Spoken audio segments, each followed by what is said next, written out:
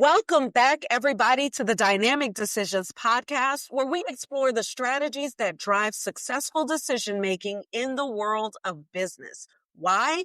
Because the best decisions come from great conversations. I'm your host, Teasha Cable, CEO of C Model Data, and today we have two incredible guests who are leaders in the software development and digital transformation space. Stephanie Johnson, the CEO of Acklen Avenue, and Mr. Colin Callahan, who is founder of Acklen Avenue. So together, they bring a wealth of experience in operational leadership, customer engagement, and innovative software solutions. Stephanie and Colin, welcome to the show. I'm extremely thrilled to have you both here today.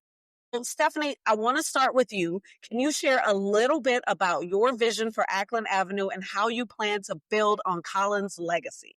Well, first of all, I want to say that I have chills from your introduction. I mean, you need to come and do some announcements for us. But I think, the minute that I stepped in the door working with Colin, the minute that he hired me, he had a vision of growing Acklen Avenue. And I bought into whatever it is he was selling me because it was very exciting. He'd built a company that was high culture, high people care, and he did a great job for 12 years before I joined on to him. So he already had a nice foundation for me to come on board with.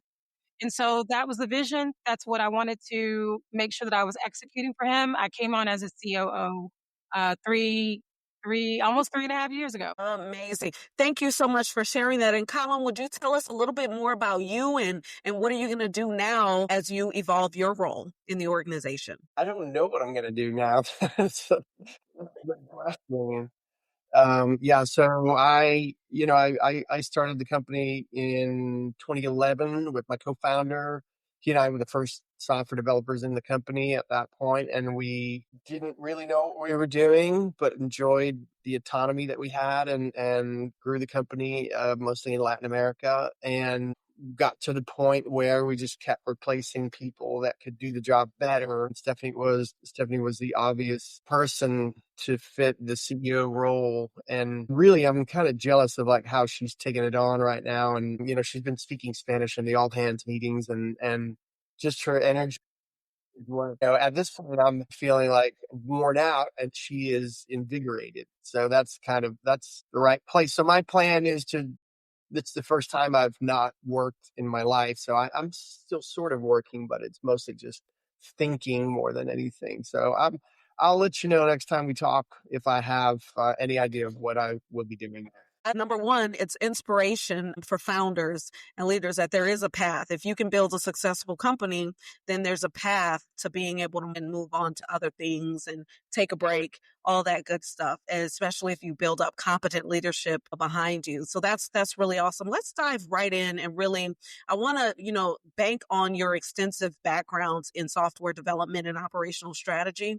And let me ask this question. What do you believe is the most critical element for companies to succeed in their digital transformation efforts today? Do you want me to take that one first? For us, one of the things that we really had to pay attention to was not only like our brand, but getting our brand out where people knew who we were while also maintaining what makes the company so unique.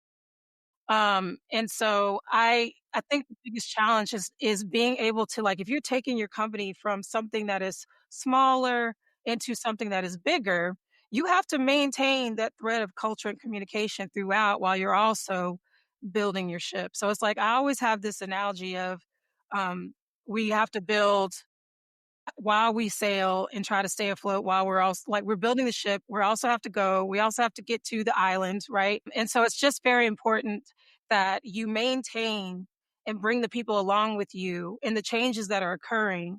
And there will be many. Sometimes there's not as many, but change is always hard. So you have to make sure that you're communicating with your core group of leaders that are going to help you push that message, push that direction all throughout from the top down throughout your organization. So that now the benefit of that is when I'm sitting in people's departmental meetings now or their quarterly plannings, that message that we have at the top is the same way that they're talking and the way that they're thinking about the direction that we have to go with the company. And it's not just the figureheads of the company, Colin saying it, or I'm saying it, or anybody in SLT. We're all saying it. We all understand which direction that we have. That's the key. I'd call it something like ultimate alignment, right? It's up and down ultimate alignment. Colin, do you have anything to add on the topic? Can you rephrase that? Ask me that question one more time just to make sure I'm answering the right question. What do you believe is the most critical element for companies to succeed in their digital transformation efforts today? And Stephanie took to the lens of your organization, which is perfect, right? And she came through with the ultimate alignment. Hopefully the audience got all of that. Yeah, I think that anything, if you're thinking about making any kind of big changes, you need to have somebody in a role that's dedicated to, taking care of that. Because if you try to transform anything in your company and everybody's doing a little bit of it, it just never really seems to get done. That's really the reason that I brought Stephanie on was as a COO, we were moving to EOS or something like EOS, some kind of operation system like that. And I knew that we had sort of dabbled in things like that before, and it just never stuck because we didn't have a leader that really knew to do that, and that was their main focus. The one thing I will bring up for the audience here to pick up out of that is you kind of stated that in order to take on some of these big change management or big operational shifts, their leadership has to be present, right? You have to have someone who owns it, who can lead through it. So that's a really good point. Stephanie, I'd love to know some of your insights on the importance of aligning your operational strategies with customer needs. So what types of decisions do you find yourself making that directly impact the customer experience and drive growth? One of the biggest things I think is very important is how that client experience from the very moment that they start to interact with Acklen Avenue. And we really did focus in on the start of that, which didn't start when they signed the deal. It literally starts at the first conversation that we have.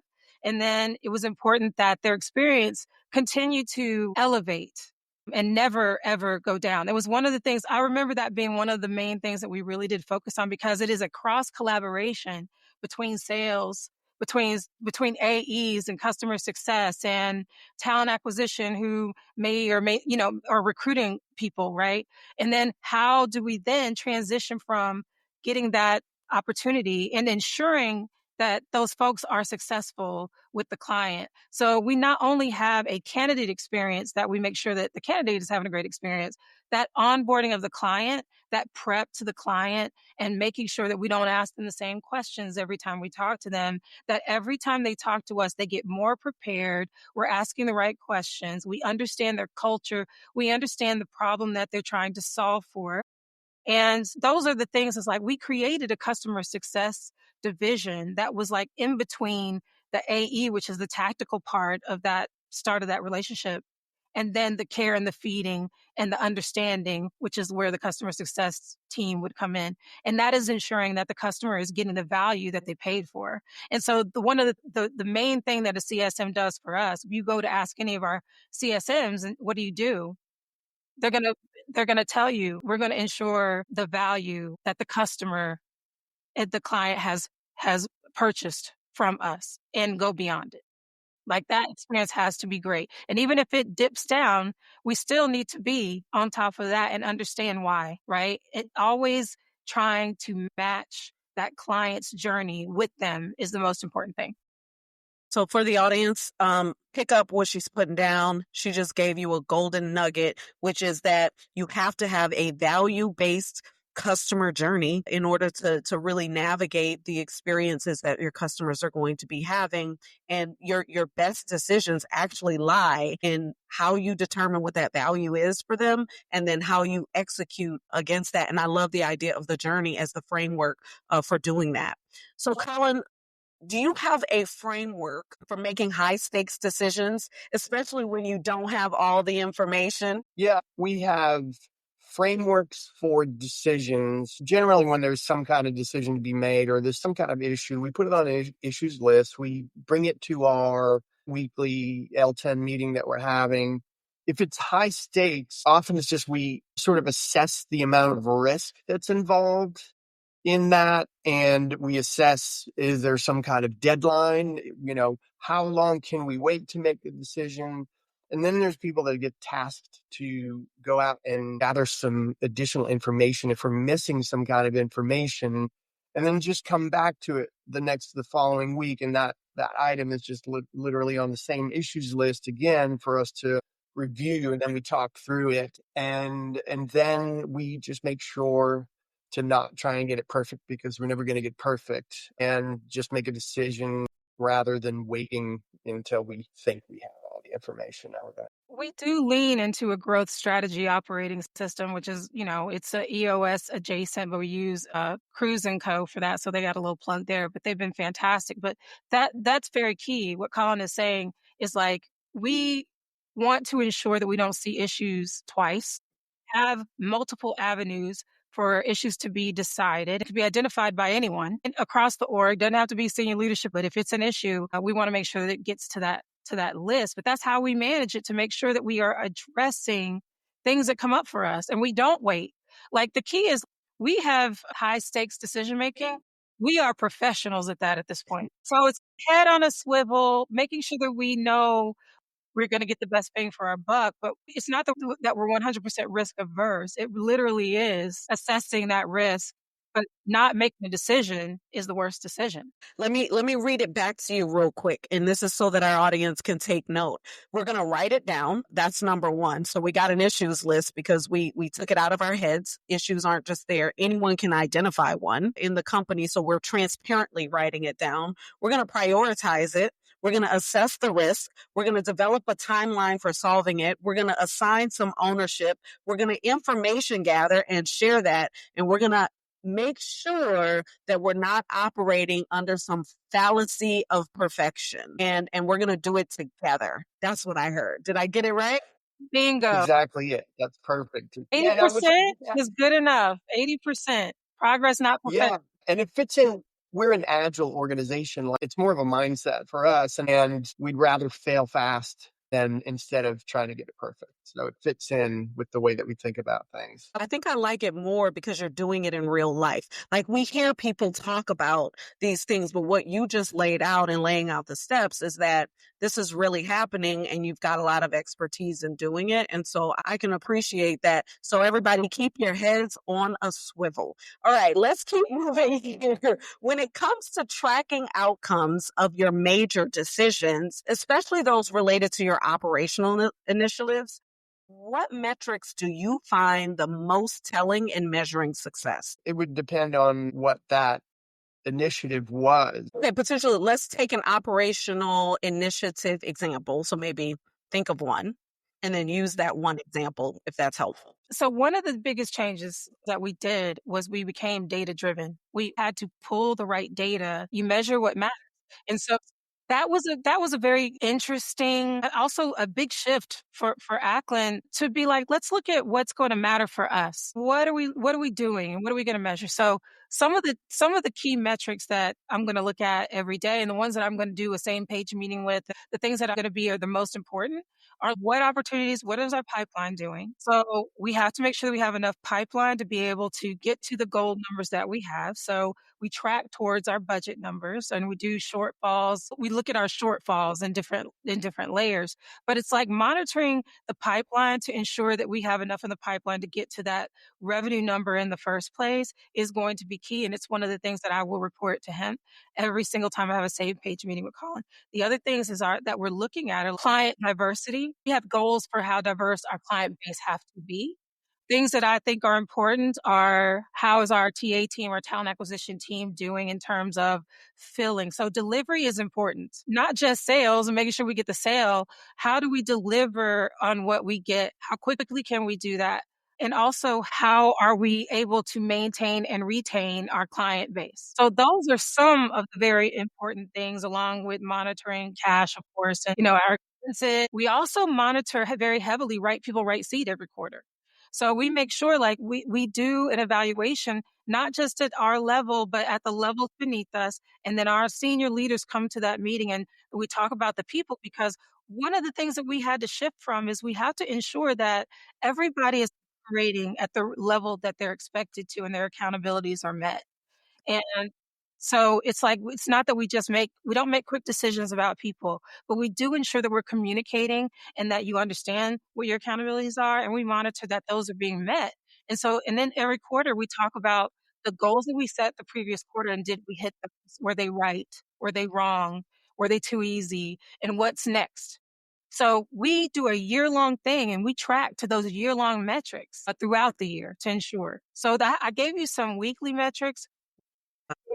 We monitor monthly and we monitor quarterly because the data is there and we always look at the trend lines. If something is dipping down, why, like what's going on? So one thing I'm very big on too is like, I don't care about the mistake. The mistake is the unveiling of the issue.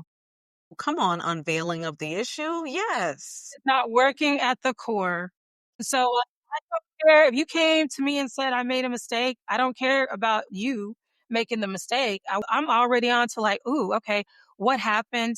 Where's the leak? Where's the root? Like find the root. And the way that we do that, the way that we have our operating systems in place now ensures that we most of the time don't see repeat issues because we think about them in terms of root cause. This is the perfect answer because what you laid out is essentially a model. So your company's model, and all companies need one, right? Whether they realize it or not, every single organization that's operating to make money anyway needs a heuristic decision making model. And you just laid yours out pretty quickly and effectively. And by doing so, what you ensure for your teams is that your team in itself has a space to continually develop. You can adapt to changes. You can adapt to your customer changes because of it. And so I think that this is awesome. One more thing I would add, Teasha, is like the importance of knowing and which data to monitor helps you navigate the low parts. If you lose a large client, if you lost something unexpected, it's leaving a gap in your pipeline, understanding impact, like those metrics tell us like what's the impact of those things. And it's easier to navigate instead of being panicky about losing a deal. Man, that's good.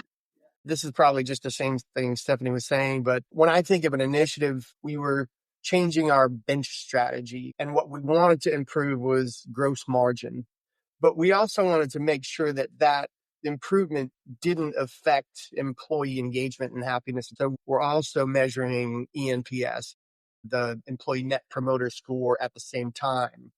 So I think that that's kind of important. It's like you're watching this, and if this is improving, that's great. But if this is, going the wrong direction, then that's an indicator that we need to stop and think about what we're doing. That was an important point. And I'd like to really just, for our audience, I'd love for you to think about the scenarios that you've been in where you've had to consider how metrics actually change what you're thinking. What are you looking at? How are you measuring the ups and downs in your businesses?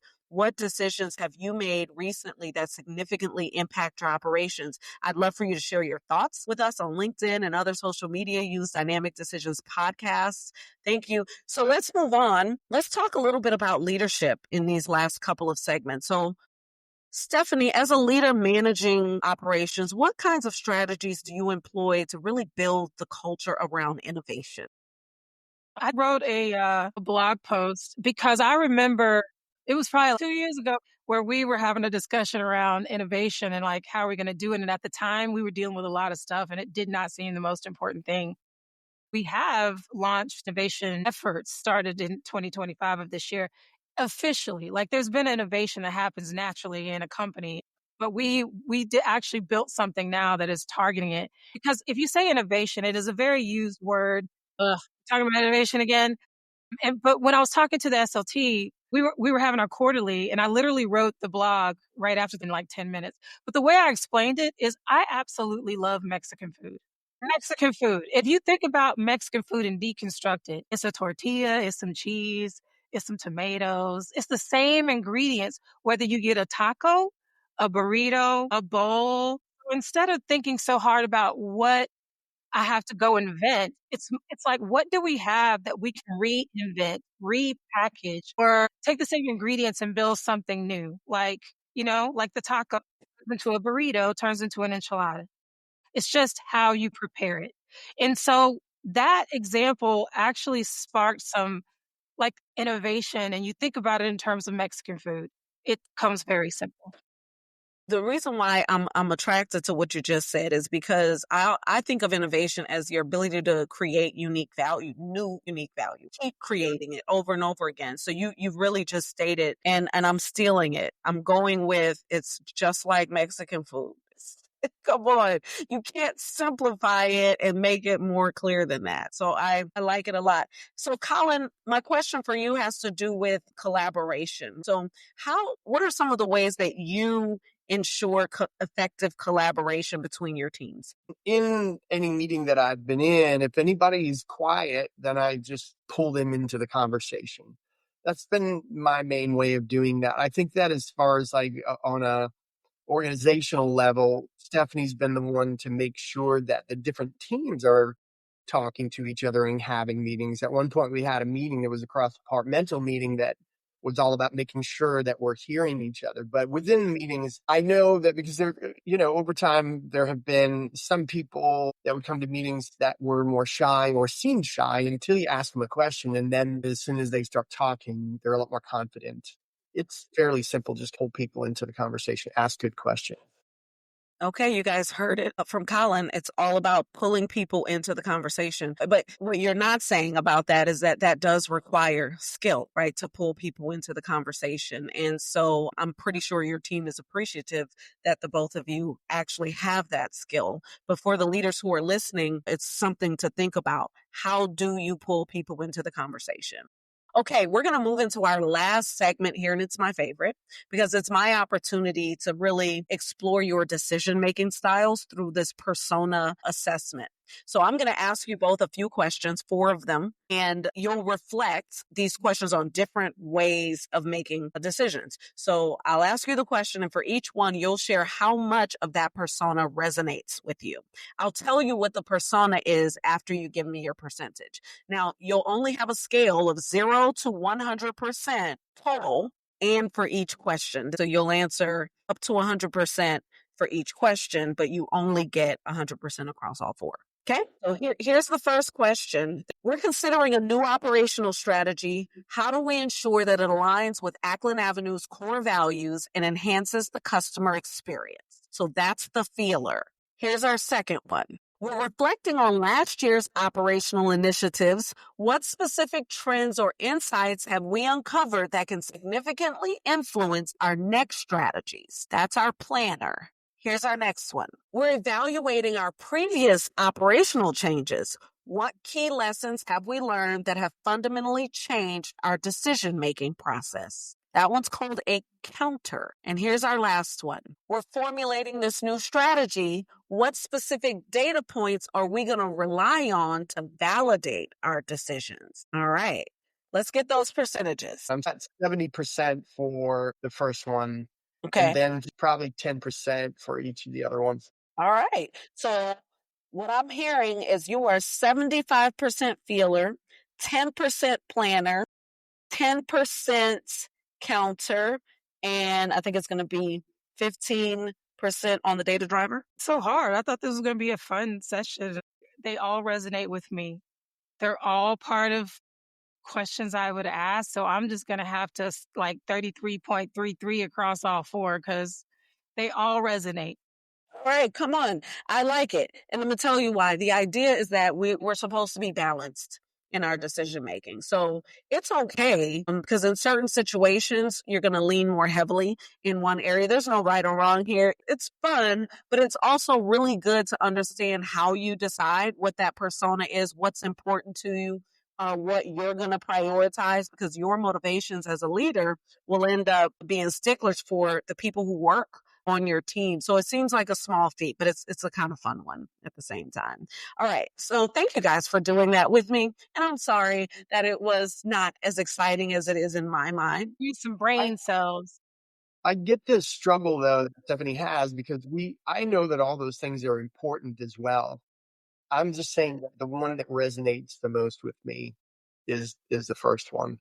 And I think that lines up. Colin and I have a unique relationship, and I think that lines up with him so perfectly that that's the reason why this company is here is because that first one is about people. It is about people. And That's he is yeah. about people and providing a space. So that in my mind, it makes sense to me. So much advice. This is not specific to an industry. I think that it's very important to form relationships with people in different roles, different, own different companies, but people that ask you good questions. Just as a business owner, somebody that will listen to you. And for me, it's just not one person. I'd be able to talk to 10 different people about the big issues and dump it all out. And then somebody that asks good questions helps me to just process things and come up with my own answers to things. I tell Colin this a lot. This is like one of the best jobs I've ever had because of the experience that I have with Colin is that being able to come and be at work fully as yourself.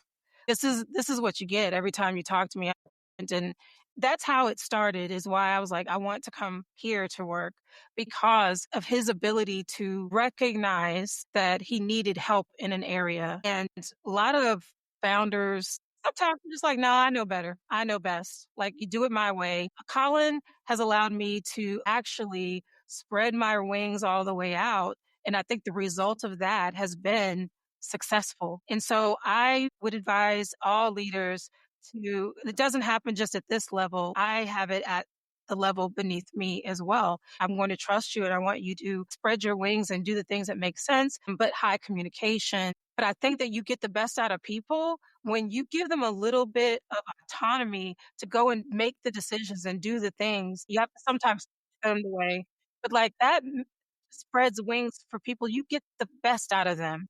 And that's one of our core values. We want to bring the best out of people. We care about their success. He set those core values. He applied them to me, and I am now applying it to the rest of the company and making sure that it stays that way. That's the biggest thing is he handed me something and I want to ensure that I'm a good shepherd of that and we have the same thing going on throughout the company. And I see that happening. So my advice is if you want to see that spread like wildfire, you're going to have people make mistakes, but don't be afraid. Get them to a spot where they can make decisions as long as they understand the mission. And I understood Colin's mission. Thank you both for that insightful advice. You can't tell, but it actually made me a little bit emotional because I just am really appreciative of the support of your people. And it's actually truly inspirational because in different places, that's not always the case. So I'm grateful that you guys are living that out in real life. Your expertise in navigating transformation and helping your customers is also inspirational. So I'm grateful for you sharing all the little deets on that on the call.